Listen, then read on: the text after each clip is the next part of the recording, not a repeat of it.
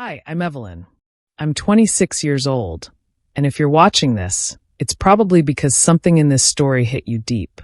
Something about love, or losing it.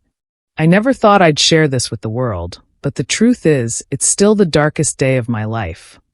The day I thought everything I worked for, everything I believed in, just crumbled right in front of my eyes. It all happened at my daughter's graduation party. Yeah, my daughter, Mia. She's 4 years old, my sunshine, my little girl. I know what you're thinking. Wait, she's only 26 and already has a 4-year-old? Yeah, life threw that at me early. But don't feel sorry for me. I loved being a mom more than anything. Mia was my whole world. I wanted her to grow up strong, smart, and happy. And I wanted her dad to be the same. Her dad, my husband, Liam. When we got married, I was 22, fresh out of college, and full of dreams. Liam was charming, funny, and seemed like he had it all together. He made me feel like I was the most important person in the world. He'd surprise me with flowers, cook me dinner, and hold me like I was fragile glass.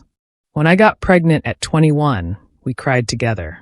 I remember sitting in the hospital bed, holding that tiny heart-shaped bracelet Liam gave me. We promised each other we'd give Mia the best life possible. For the first few years, we were that couple people envied. Sure, we had sleepless nights and diaper changes, but we laughed through it.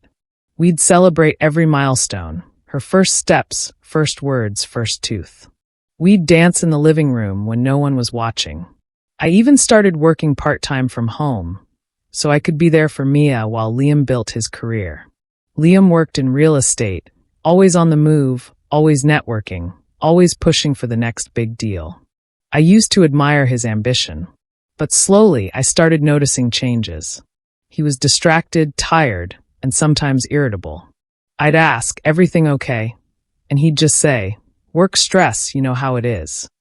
I never imagined it would lead here. The graduation ceremony itself had been perfect.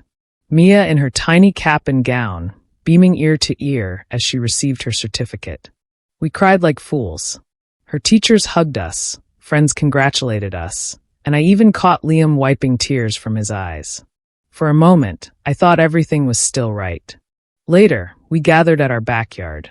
Twinkling lights hung from the trees, and neighbors, friends, and family were sipping champagne, laughing, and posing for pictures. I wore a soft blue dress, my hair curled loosely, and a smile I plastered on like armor. Mia was running around with cupcakes in both hands, giggling. "Mommy, look. I got sprinkles," she shouted, her face sticky but pure joy. I glanced at Liam and felt this warm gratitude. This is it. This is family. Then it happened. After dinner, when people were settling into conversations and music played softly in the background, Liam stood up. He raised his glass. Everyone quieted, expecting a sweet toast, maybe about how proud he was of Mia or how thankful he was for family. But instead, his eyes scanned the crowd like he was trying to find the right words. His voice cracked. I can't do this anymore," he said. The sound felt like someone had punched me in the stomach. A few people laughed awkwardly, thinking he was joking. Someone whispered, "What? Is this a joke?"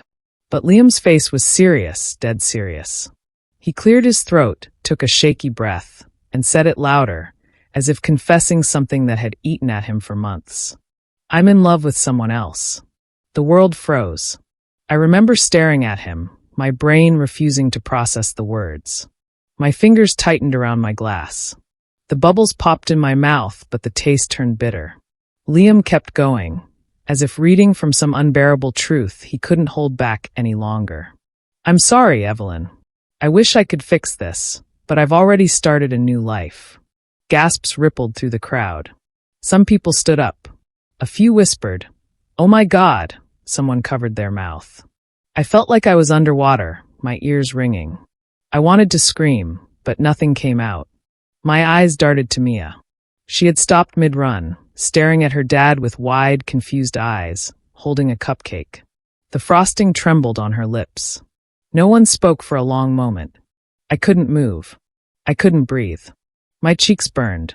My hands were ice cold. Liam sat back down, looking as if he regretted it, but couldn't turn back. I stood frozen. My vision blurred. One of my closest friends rushed toward me, whispering, "Evelyn, are you okay?" I shook my head slowly, but couldn't say a word. I remember staring at Liam, my mind screaming, "Why? How could you do this? We built this life together."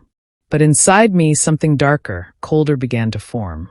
No one knew how to react. Some guests pretended not to hear it. Others avoided my eyes. Someone tried to change the subject by suggesting we take more photos. But I felt like I was unraveling thread by thread. I knelt beside Mia and hugged her tightly, burying my face into her sticky hair. She whispered, "Daddy's sad, right?" I swallowed the lump in my throat and whispered back, "He's confused, baby." Inside, I felt rage boiling and grief crashing like waves. That night, as guests left, Liam avoided my eyes. I barely said goodbye. I watched him hold his glass with trembling hands, trying to look normal. But I wasn't going to pretend. That night, lying in bed, I stared at the ceiling, tears silently falling. The person I trusted, the man I loved, the father of my child, the person who made me believe in forever, had shattered everything in a single breath. And something in me whispered, "This isn't the end." The next morning, I woke up before sunrise. I barely slept the night before. My eyes were swollen, my head heavy, and my heart was a knot that wouldn't loosen. The house that once felt like home now felt suffocating, too quiet, too still, like every object, every wall was silently judging me. I stayed in bed a long time, just staring at the ceiling, replaying his words again and again. "I'm in love with someone else. I've already started a new life." Who was she? How long had this been going on? Was it a mistake, or had it been planned all along? I felt nauseous. I curled into myself, holding my knees against my chest. At one point, I must have fallen asleep sitting up because I woke with mascara smudged across my cheeks and tears dried into salty tracks. By 8 a.m., I forced myself out of bed. I moved quietly, not wanting to wake Liam or Mia. I kissed Mia's soft cheek while she slept, and for a second I wanted to scream. I wanted to shake Liam until he looked at me and begged me to stay. But instead, I kissed her hair and whispered, "I'll protect you." I went into the kitchen and made myself coffee, hands shaking so badly that the spoon clattered against the mug. Liam came in a little later. His eyes were bloodshot and his jaw tight. For a second, I thought maybe he'd apologize. Maybe he'd explain. But he didn't. He poured himself coffee and avoided my gaze. "Can we talk later?" he mumbled. I stared at him. "Talk? About what?" "The fact that you humiliated me in front of our family." He flinched but said nothing. I needed answers. I couldn't sit and stew in confusion. I couldn't pretend ignorance.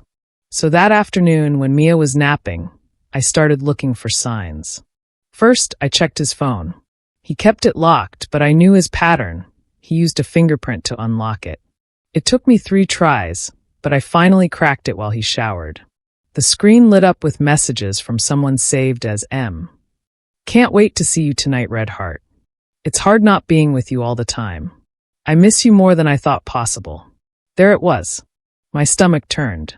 Scrolling further, there were pictures. Selfies of Liam and a woman I didn't recognize, their faces close, smiling like they belonged to each other.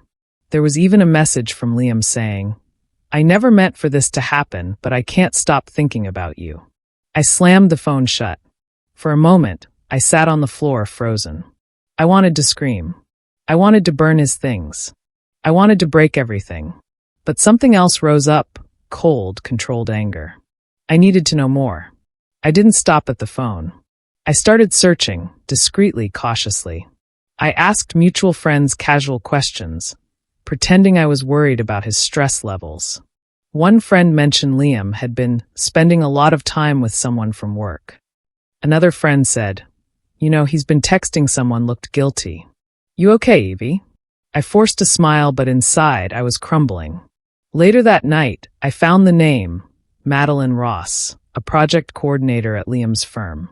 I checked her Instagram account. Public. Her pictures were bold, beach shots, laughter, selfies with Liam hidden in the background of some, always cropped, always suggestive. There was even one from a month ago, a snap of their hands intertwined on a table. No faces, but I knew. The betrayal wasn't new. I wanted to storm into his office, grab him by the collar, and scream until he broke down. But I didn't. Instead, I sat there with his phone in my lap, the screen reflecting my face, pale, hollow-eyed, eyes filled with hurt and fury. It was then I realized revenge wasn't about shouting. It wasn't about tears or begging or pleading. It had to be something colder, something he wouldn't expect, something that would make him regret it, not out of guilt alone, but because he'd lost everything he thought he could control. Over the next few days, I became a ghost in my own home. I smiled at guests. I packed lunches for Mia. I cleaned the kitchen. But inside, I was watching him, counting how often he checked his phone, how many late-night meetings he had, how quickly he answered texts, how distracted he looked when Mia played near him. One night, I overheard him whispering to Madeline on the phone. "I know. I miss you too. It's hard. I can't wait to see you again." I pressed my ear against the doorframe and fought the urge to scream. But instead, I smiled. Just a little. The worst part wasn't that he cheated. It was that he acted like nothing happened. He tried to talk to me, to fix things, to be the husband and father everyone expected him to be. But every time he smiled, it felt fake. Every time he touched Mia's hair, it made my skin crawl. Every time he sat next to me on the couch, I felt rage rising. I wanted him to see it. I wanted him to feel it. But I kept smiling. I kept pretending. Because revenge isn't about yelling at the moment you're hurt. It's about making them fall slowly, completely, when they least expect it. One evening, after putting Mia to bed, I sat by the window, looking out at the dark sky. I whispered to myself, "You don't deserve to fall apart. You deserve justice." That's when it clicked. I wasn't going to destroy Liam with anger. I was going to destroy him with truth, with evidence, with exposure, with heartbreak he couldn't escape. And it all started with patience. I would wait. I would watch. And I would plan. I never thought I'd be the kind of person who plotted revenge. That's what I kept telling myself at first, that this wasn't who I was. But love makes you vulnerable. Betrayal makes you something else entirely. Some nights, I sat awake, staring at the ceiling, tears slipping down like whispers. Other nights, I found myself pacing the hallways like a caged animal, fists clenched, teeth grinding. I'd wake from dreams where Liam and Madeline were laughing together, their bodies pressed close. I'd wipe my face and stare at the dark ceiling until the sky turned gray with dawn. The hardest part was smiling. Every day, I'd put on my armor, soft laughter, kind eyes, a calm voice, like nothing had happened. At Mia's soccer practice, I laughed with other moms. At the grocery store, I chatted about recipes. At family dinners, I played the perfect wife and mother. No one suspected that inside me, something was breaking apart piece by piece.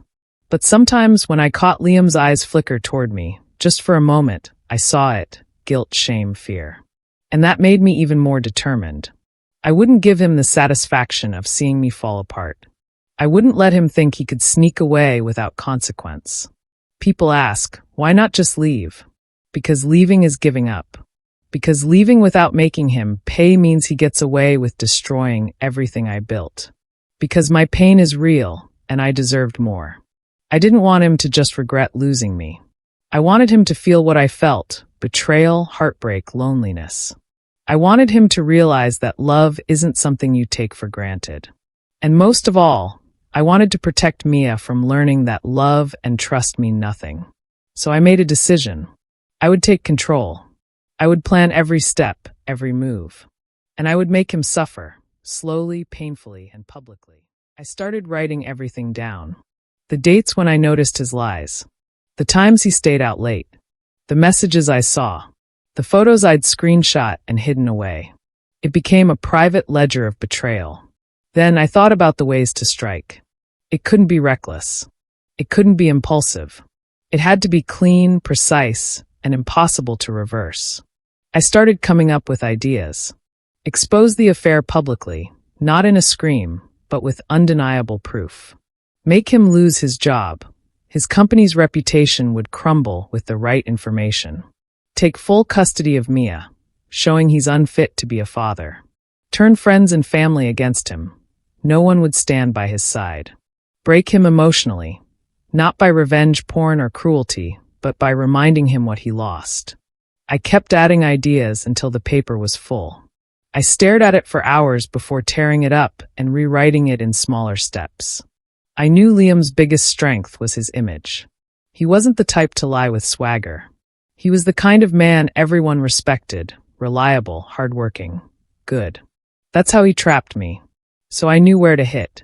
I started asking questions. Where does he volunteer? What clients does he work with? Who are the people that trust him blindly? I found out his reputation was everything.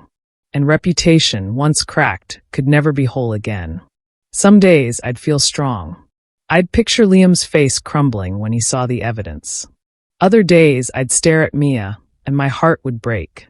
How could he hurt you like this? I'd whisper to myself. But I also knew this was bigger than me. This wasn't about petty revenge. This was about showing that betrayal destroys families. This was about protecting what's left. Some nights, I'd curl up with a journal, crying quietly. Other nights, I'd sit by the window and write letters to Liam, unsent, burning with anger. One night, I sat in the dark, the only light coming from the street lamp outside. I whispered aloud, "Am I becoming cruel?" A voice inside me answered, "No, you're becoming strong." I asked, "But what if I lose myself in the process?" The voice replied, "You've already lost yourself by trusting him blindly." I closed my eyes. "I just want him to feel it." The voice said, "Then make him feel it." Even the strongest revenge plots require allies. I reached out to an old friend, Kara, someone who had once been through something similar. Over coffee, I didn't hold back. "I want him to pay," I confessed, gripping the rim of the mug. Kara leaned in, eyes fierce. "Then don't waste time feeling sorry for him." She helped me build a timeline, taught me how to collect screenshots, and how to protect myself legally. She even put me in touch with a counselor who specialized in supporting women going through betrayal. I felt less alone. The plan began with small, calculated steps. I backed up every message, screenshot, and photo to a secure cloud account. I printed copies of crucial evidence, keeping them in a safe deposit box. I recorded conversations where Liam avoided questions or lied. I made sure trusted friends were aware of the situation, not to spread gossip, but in case I needed witnesses later. I also started distancing myself emotionally. When Liam apologized, I nodded, but I never gave him the satisfaction of forgiveness. When he tried to touch me, I let him, but I stayed cold. When he offered to start over, I smiled and said, "We'll see." The mask became easier to wear. But inside, the fire was only growing. The night before his birthday, when he had another dinner planned with Madeline, I sat at the kitchen table and stared at the final copy of my plan. It looked like something from a thriller movie, cold, meticulous, unforgiving. I felt tears prick my eyes.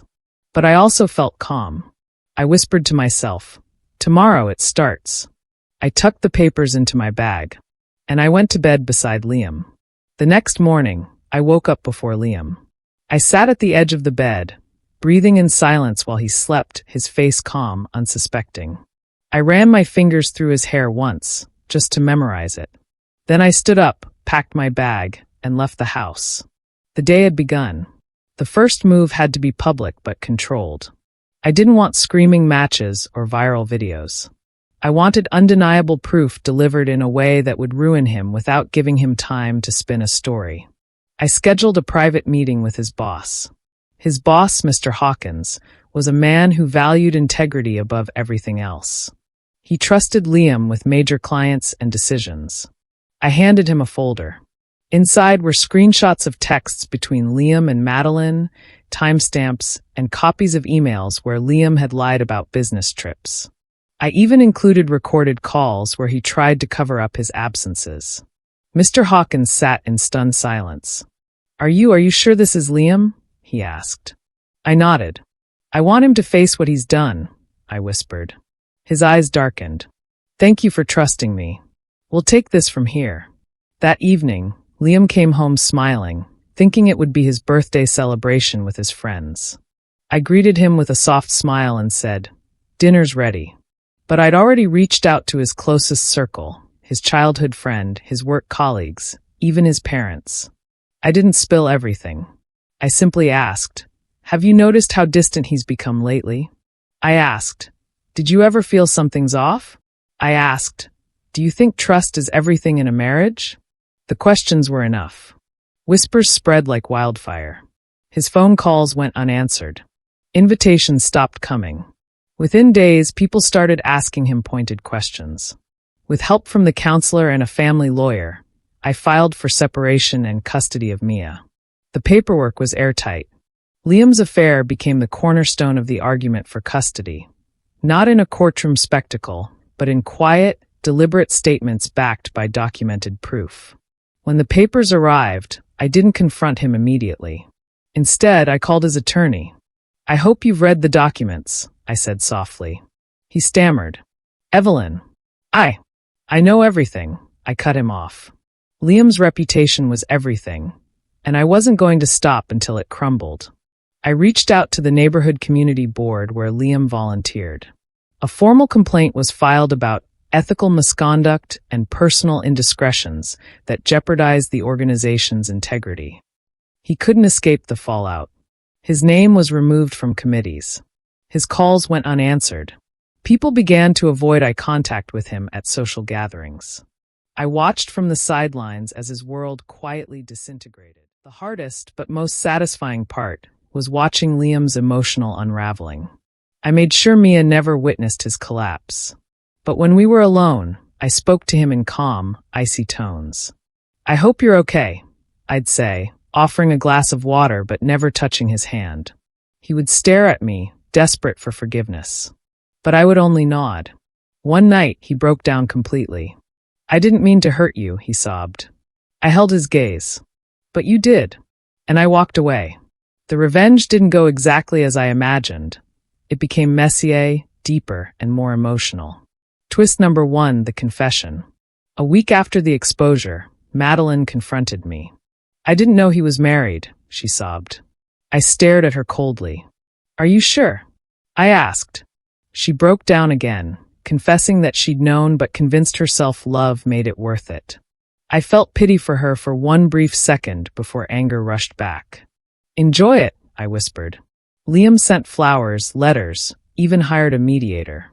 "I want to fix this," he begged. But I knew better. "I already fixed it," I said in my response. The mediator's face fell. Liam realized this wasn't about patching things together. It was about teaching him the cost of betrayal. Not everyone hated me for exposing Liam. Some women reached out privately. "I wish I had your courage," one text read. Another said, "You showed him what real strength looks like." For the first time, I felt a flicker of empowerment. The final confrontation happened 3 months after the affair became public. Liam cornered me one evening at the park. "Evelyn, please let's talk." I stood tall. "There's nothing left to talk about," I said softly. His eyes pleaded. "I'm sorry," he whispered. I looked him in the eyes, steady and calm. "Sorry isn't enough," I said. His face crumpled. For a brief moment, I almost felt sorry again. But then I remembered Mia's wide eyes at the graduation party. And I turned and walked away. I made one final move. On his birthday, I sent him a gift box. Inside was a framed photo of our family, me, Mia, and him, smiling at some happier time. Beneath it, a note. Some memories should stay frozen. Others must be left behind. I didn't sign it. Let him wonder. That's how I executed the revenge. Not with violence. Not with screams. But with precision, restraint, and heart-wrenching clarity. It wasn't easy. It wasn't clean. But it was justice on my terms. It's been almost a year since everything fell apart. When I look back, it's hard to believe how fast life changed, how love turned to betrayal, and how betrayal turned to strength. But more than anything, I'm proud of the woman I became in the aftermath. At first, everything felt hollow. The silence in the house, the empty walls, the nights when I couldn't sleep. The absence of Liam's voice, his presence, his promises. It hit like a tidal wave. I would sit by the window and just stare. But I kept breathing. I kept waking up. I kept showing up for Mia.